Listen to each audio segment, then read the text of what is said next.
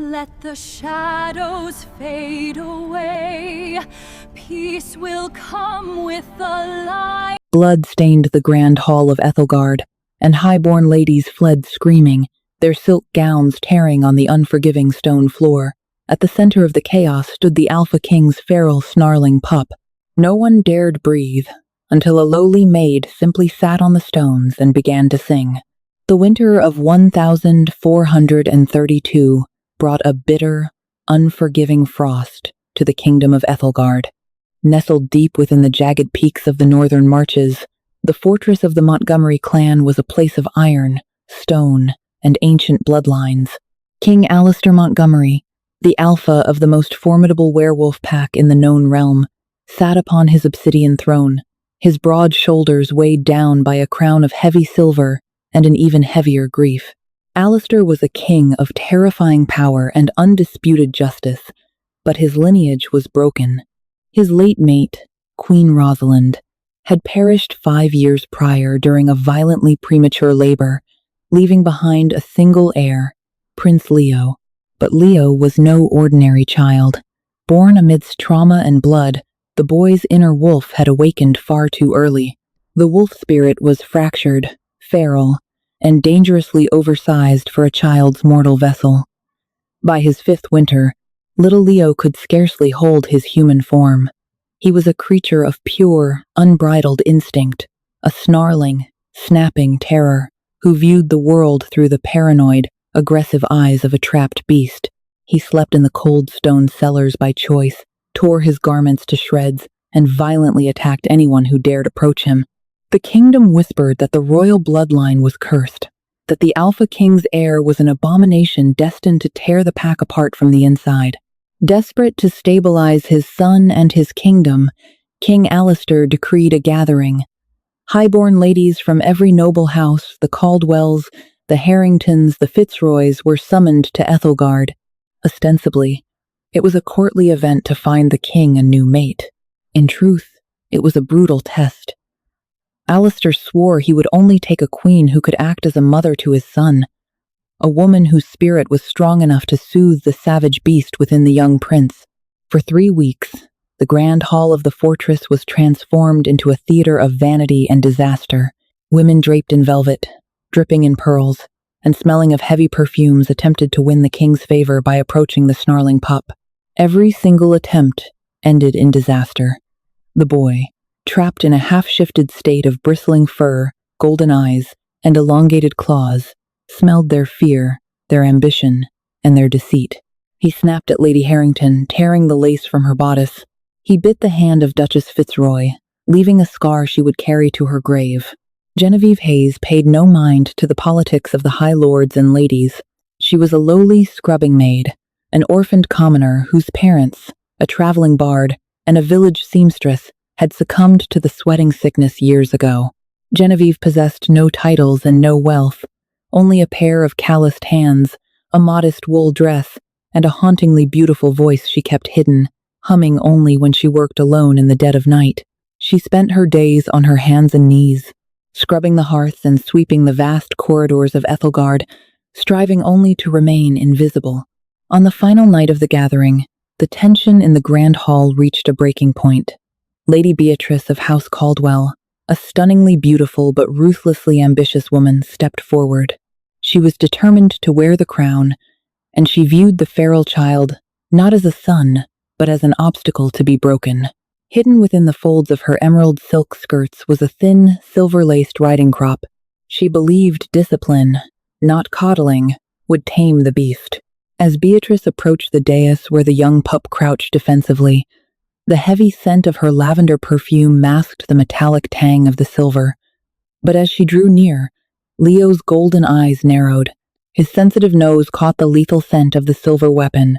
To a werewolf, especially an unstable pup, silver was a declaration of war. With a deafening, unearthly roar, Leo transformed, bone cracked and reshaped in a fraction of a second. He did not become a boy. He became a monstrous, disproportionate wolf, driven entirely by defensive rage. He lunged forward, snapping his jaws mere inches from Beatrice's face. Chaos erupted. Beatrice shrieked, dropping the silver whip as she scrambled backward, tripping over her skirts. The lords and ladies of the court panicked, shoving each other in a desperate stampede toward the heavy oak doors. Goblets of wine shattered against the floor, spilling like blood across the ancient stones. The king's royal guard drew their weapons, but froze in sheer terror. They could not strike the crown prince, nor could they safely subdue him without causing him lethal harm. King Alistair roared, vaulting over the table, but he was too far away. Leo was backed into a corner, snapping wildly, ready to tear out the throat of the nearest nobleman. Genevieve had been kneeling near the grand fireplace, scrubbing soot from the iron grates. The stampede of nobles had knocked her bucket over, soaking her coarse skirt in soapy water. She watched the terrifying scene unfold. She saw the guards trembling. She saw the king's horrified desperation. But most importantly, she looked at the monstrous snarling wolf cornered against the tapestry, and she did not see a beast. She saw a terrified, motherless 5-year-old boy who was overwhelmed by the noise, the smells, and the violence of the world. While every other girl, lady, and knight ran from the Alphaking's pup, Genevieve stepped forward. She did not run. She did not scream. Instead, ignoring the frantic shouts of the guards ordering her to flee, the maid walked directly into the center of the bloody, wine-stained floor.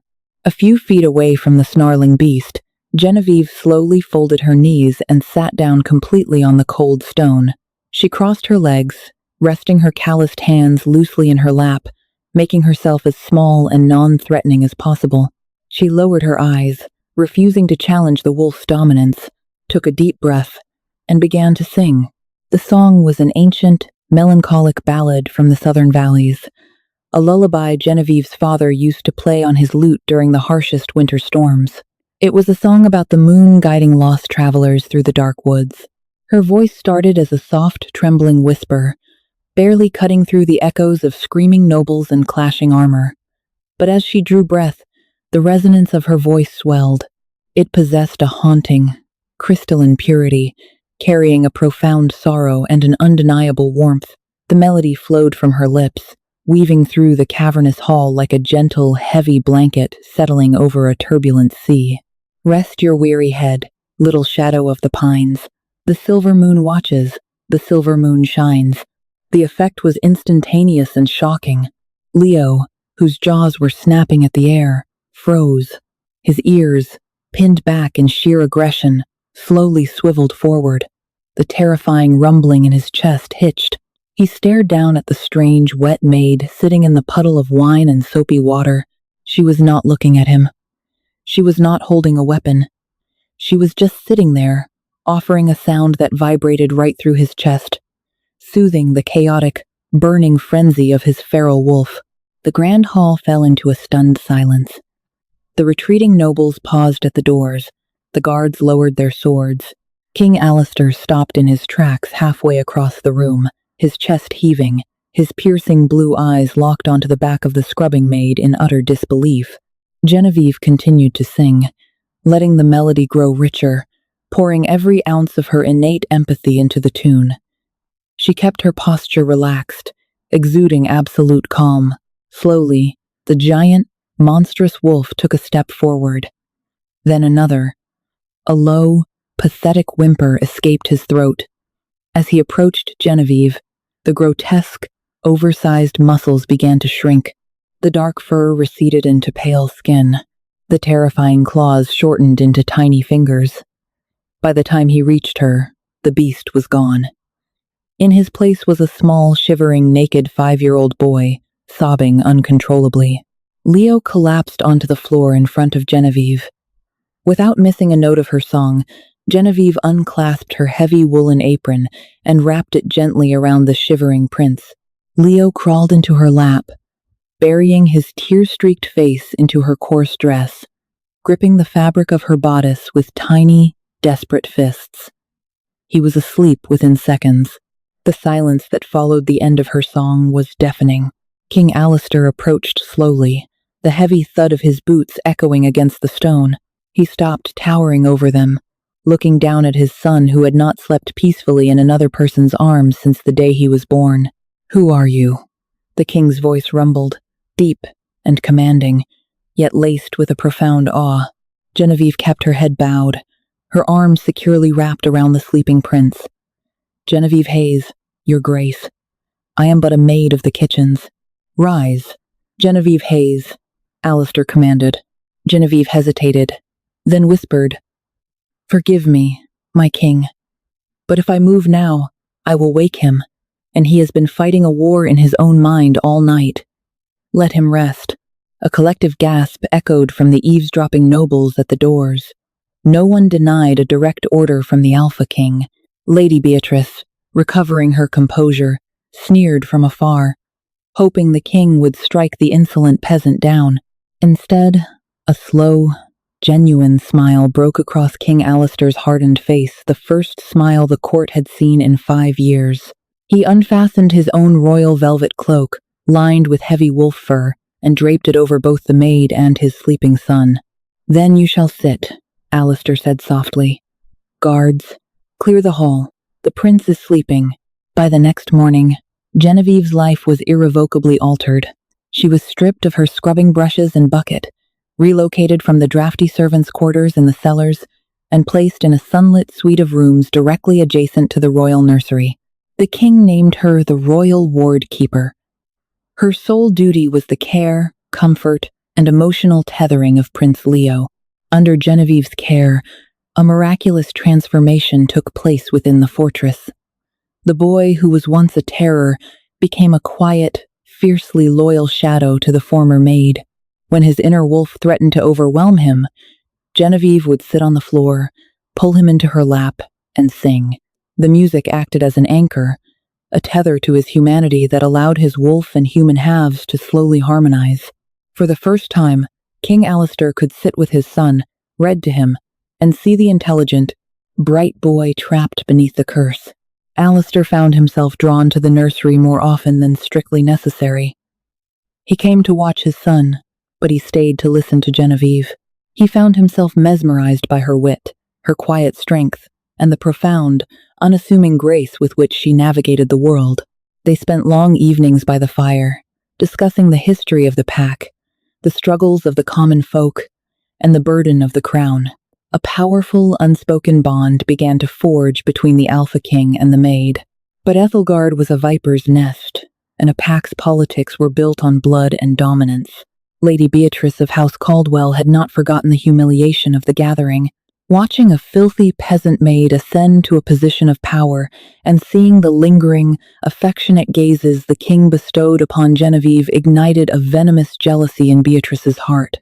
She knew that if Alistair took Genevieve as his mate, the Caldwell family would lose their chance at the throne forever. Beatrice convened in the shadows of the Western Tower with Lord Reginald, the king's ambitious and deeply traditional master of coin.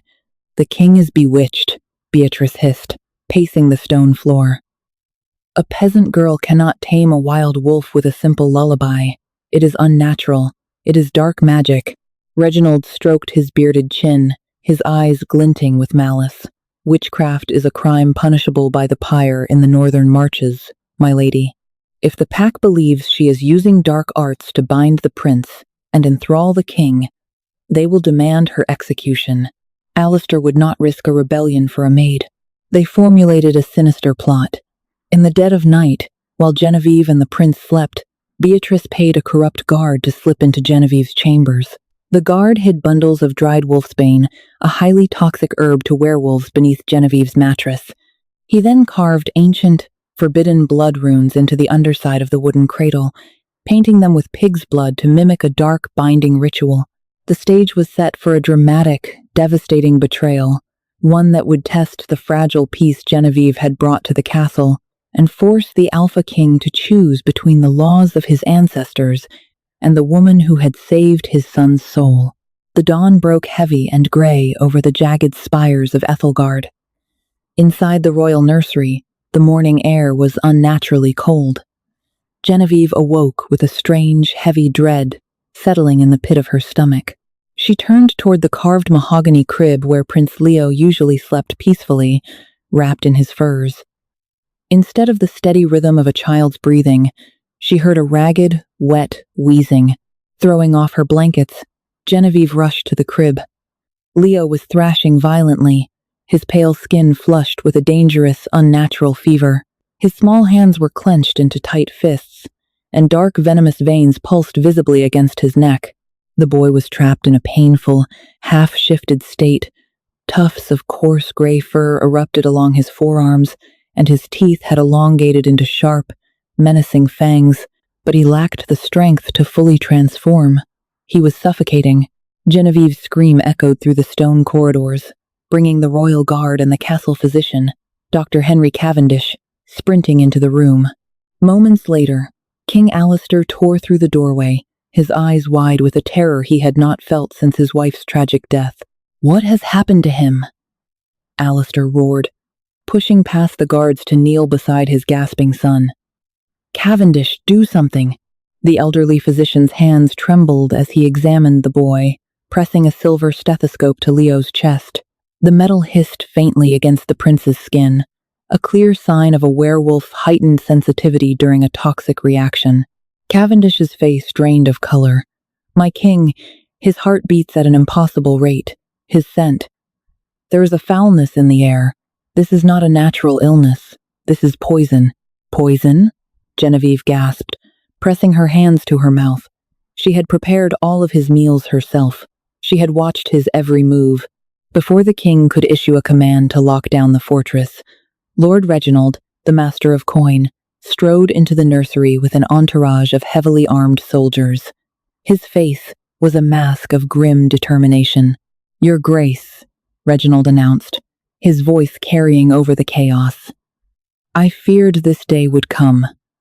The sudden taming of a feral wolf by a lowly peasant. It was too miraculous to be true. I ordered my men to conduct a search of these chambers." Alistair stood, his massive frame radiating a lethal dominant aura. "You overstep your bounds, Reginald. This is the royal nursery." "I do it for the safety of the crown, my king," Reginald countered smoothly. He gestured to one of his guards. The soldier approached Genevieve's modest cot in the corner of the room, flipped the heavy wool mattress, and sliced open the underlining with a dagger. Out poured a horrifying cascade of dried, purple-leafed herbs. Cavendish gasped, taking a step back. Wolfsbane, highly concentrated. Just breathing the dust of it every night would slowly poison a pup, paralyzing his inner wolf. "No!" Genevieve cried out, her eyes darting from the toxic herb to the king. "I swear it, Your Grace, I did not put that there. I would never harm Leo." But the nightmare was only beginning. Lady Beatrice of House Caldwell swept into the room, her emerald gown trailing behind her, a perfectly orchestrated expression of horror painted on her delicate features. "A poisoner," she whispered loudly enough for the gathering crowd of nobles in the hallway to hear. "But that does not explain how she controlled the beast's mind."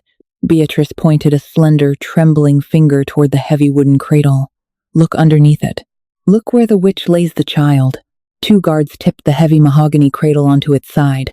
Carved into the raw wood of the base, smeared in dark, dried blood, were ancient, jagged runes. They were binding sigils, forbidden magic from the forgotten pagan tribes of the northern marches, meant to enthrall a wild beast and siphon its strength. The nursery erupted into pandemonium. The northern lords, bound by deep superstitions and ancient pack laws, drew their swords, demanding immediate justice. A witch in the royal keep was an abomination. A witch who poisoned the crown prince was an enemy of the entire realm. Alistair stared at the blood runes, his mind violently rejecting what his eyes were seeing. He looked at Genevieve. She was on her knees, weeping, shaking her head in desperate denial. She looked so small, so utterly innocent. His heart and his inner alpha screamed that she was not capable of such darkness. Over the past months, he had fallen profoundly in love with her gentle spirit, her quiet resilience, and the light she had brought back into his desolate fortress. But Alistair was a king before he was a man. The pack law was absolute. If he shielded a proven witch, the 20 allied clans of Ethelgard would rebel, plunging the kingdom into a bloody civil war. The evidence was tangible, planted with devastating precision. "Alistair, please," Genevieve whispered, tears streaming down her cheeks. "You know me. You know my heart. The king's jaw tightened, a muscle feathering in his cheek as he suppressed the furious roar building in his chest. "Seize her," he commanded, the words tasting like ash in his mouth. "Throw her in the lower dungeons. Let the council convene. She will face the judgment of the pyre tomorrow at dawn." As the rough hands of the guards dragged Genevieve away, she did not fight them. She only looked back at the thrashing, feverish boy in the bed, her heart breaking not for her own life, but for the pup who was losing his only anchor. That night, the fortress of Ethelgard descended into hell. Without Genevieve's presence, the wolfsbane poisoning took a horrific turn. Leo's fever broke, but his feral wolf, freed from the paralyzing toxin but terrified by the sudden absence of his mother figure, took total control. The 5-year-old prince transformed into a monstrous, savage beast, tearing apart the infirmary. He shattered oak tables, ripped through tapestries, and howled a mournful, blood-chilling cry that echoed through the freezing stone corridors, reaching all the way down to the dark, damp cell where Genevieve sat shivering in chains.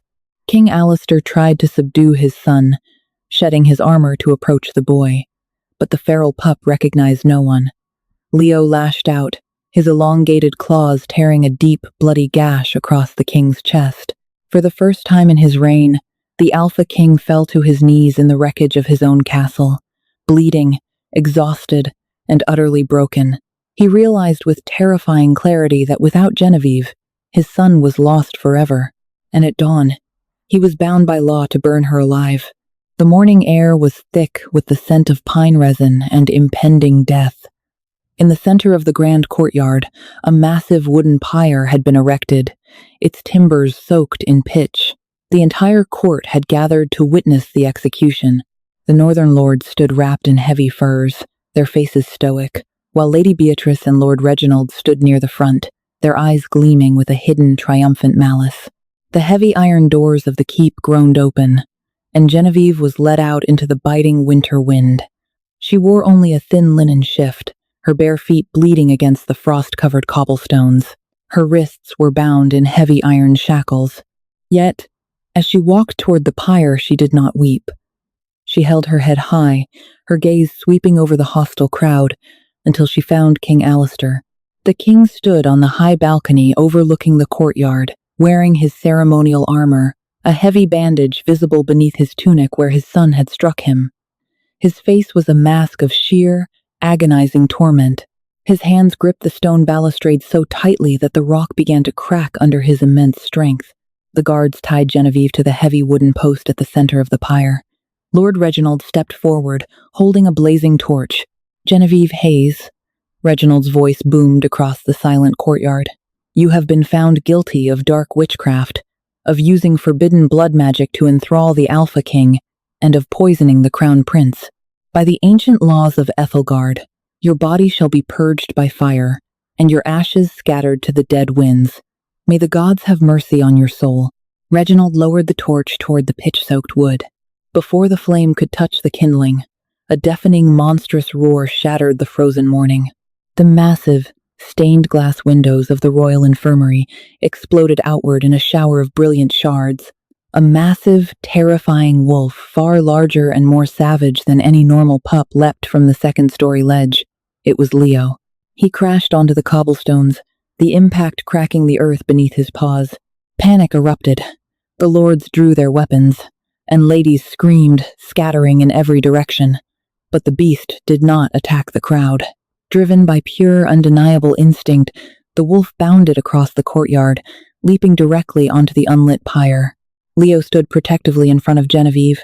He bared his razor-sharp fangs, the fur along his spine standing on end, and unleashed a guttural, terrifying snarl at Lord Reginald, daring the man to come one step closer with the fire.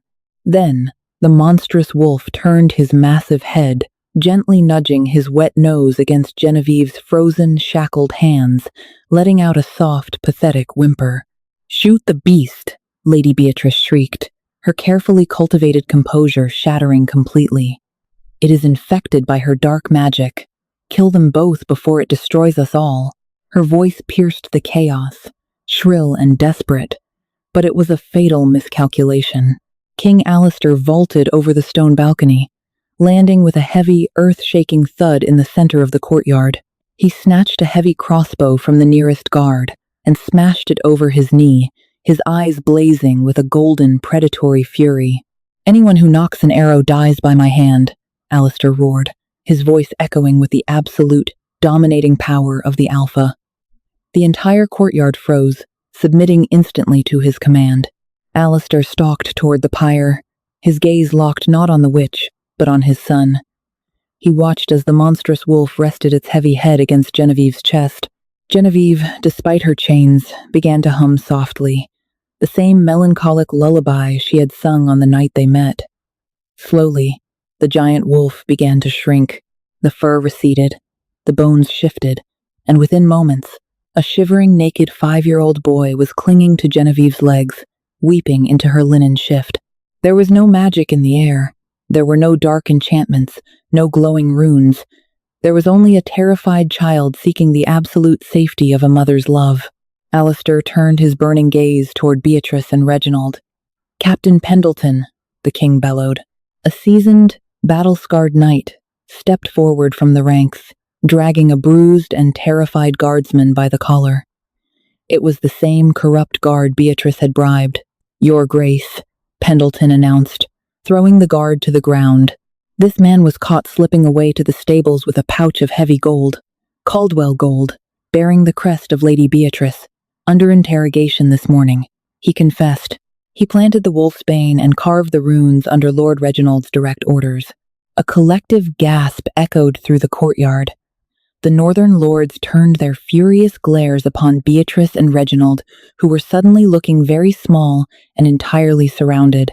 Beatrice fell to her knees, her face pale with horror. "Alistair, my king, please, it was for the good of the realm. A peasant cannot sit on the throne." "You speak of the realm," Alistair said, his voice dangerously soft, "while you poisoned my son in his crib." The Alphaking did not hesitate. "Strip them of their titles," Alistair commanded, his voice ringing with absolute finality. "Confiscate the lands and wealth of House Caldwell and the treacherous Lord Reginald. Brand them as traitors, and cast them out into the northern wastelands without food or fur. Let the winter judge them." As the guards seized the screaming Beatrice and the pale, trembling Reginald, Alistair turned his back on them. He stepped up onto the wooden pyre. With a swift strike of his broadsword, he shattered the heavy iron chains binding Genevieve's wrists. He didn't care about the watching lords. He didn't care about the politics of the realm. Alistair wrapped his heavy fur cloak around Genevieve's freezing shoulders and pulled her into his chest. He kissed her forehead, then her lips, sealing a bond that resonated through the very soul of the pack. He picked up his exhausted son in one arm and wrapped his other arm tightly around the waist of the former maid. "Behold your queen," Alistair declared to the hushed courtyard. "Genevieve of Ethelgard, the mother of the prince and the true mate of the Alphaking." The court erupted into cheers, swords clashing against shields in a deafening salute. The treacherous had been purged, the beast had been tamed, and the Alphaking had finally found the woman strong enough to heal his fractured kingdom. Genevieve, once a nameless maid scrubbing soot from the hearths, had conquered the most dangerous wolf in the realm not with silver or magic, but with the unbreakable power of a simple, enduring love. What an incredible journey of courage and love. Genevieve proved that true strength doesn't come from royal titles or silver weapons, but from empathy, bravery, and an unyielding heart. If you loved watching this humble maid outsmart the treacherous nobles and claim her rightful place as the Alpha Queen, smash that like button, share this epic romance with your friends, and subscribe to the channel for more thrilling stories. Don't forget to comment your favorite twist below.